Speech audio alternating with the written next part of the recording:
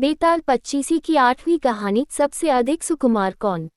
राजा विक्रमादित्य अपने कंधे पर बेताल को लादने की कई कोशिश कर चुके थे, लेकिन हर बार बेताल कोई कहानी सुनाता और राजा विक्रमादित्य के हाथों से बच निकलता। इस बार भी बेताल ने एक नई कहानी सुनाई। बेताल कहता है, एक बार की बात है, अंगदेश के एक गांव में एक ब्राह्मण अपनी पत्नी और 3 बेटों के साथ रहता था। एक बार ब्राह्मण ने अपने तीनों बेटों को बुलाया और कहा कि हमारे तालाब के लिए एक कछुए की जरूरत है। कल तुम तीनों समुद्र के पास जाकर वहां से कछुआ पकड़ कर ले आना। तीनों ने हाँ कर दी और दूसरे दिन तीनों माता पिता का आशीर्वाद लेकर समुद्र की ओर चल पड़े। वहां तीनों को एक बड़ा सा कछुआ दिखाई दिया, लेकिन तीनों में से कोई भी उसे उठाने के लिए तैयार नहीं हुआ। उनमें से सबसे बड़ा भाई बोला, मैं कछुए को नहीं उठाऊंगा, इससे बहुत गंदी बदबू आ रही है।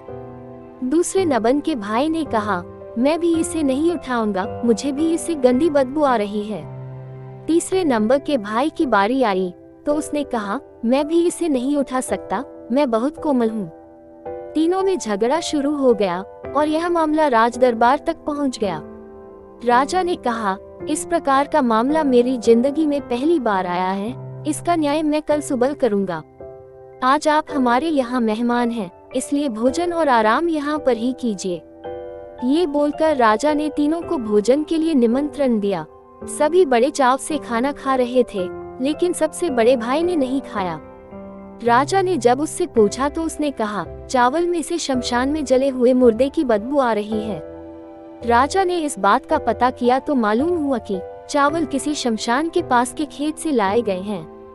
ये देखकर राजा बहुत खुश हुआ। सभी लोग खाना खाकर शाम को संगीत सुनने के लिए बैठ गए। तब दूसरे नंबर के भाई ने राजा से निवेदन किया कि वो मृदंग बजाना चाहता है। राजा की आज्ञा से वो गायिका के पास जाकर जैसे ही बैठा तो तुरंत खड़ा होकर दूर बैठ गया। राजा ने खड़े होने का कारण पूछा तो दूसरे नंबर के भाई ने कहा, गायिका से बकरी के दूध की बदबू आ रही है और वो मुझे पसंद नहीं है। जब राजा ने इस बात का पता किया तो मालूम चला कि बचपन में गायिका को बकरी का दूध दिया जाता था। राजा एक बार फिर खुश हो गया। इसके बाद सभी लोग सोने के लिए चले गए। दोनों भाई आराम से सो गए, लेकिन सबसे छोटे भाई को नींद नहीं आ रही थी। राजा ने अपने एक सेवक को आदेश दिया कि जाकर तीनों को दिखाओ कि वे सोए या नहीं। सेवक गया तो उसने देखा कि सबसे छोटे भाई को छोड़कर बाकी दोनों सो गए हैं। सेवक ने ये समाचार राजा को दिया और राजा इसका कारण जानने के लिए खुद वहां पहुंच गया जहां तीनों सो रहे थे।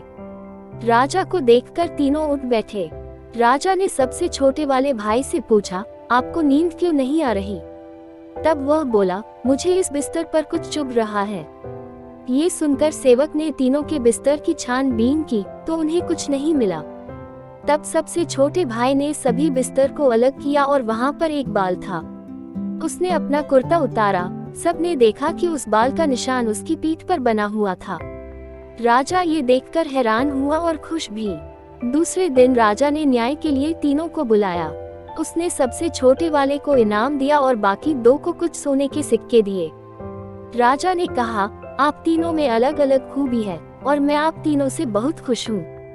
मैं अपने सैनिकों को भेजकर कछुआ आपके घर भिजवा दूंगा। इतना कहकर बेताल ने विक्रम से पूछा, बताओ तीनों भाइयों में से सबसे अधिक सुकुमार कौन था?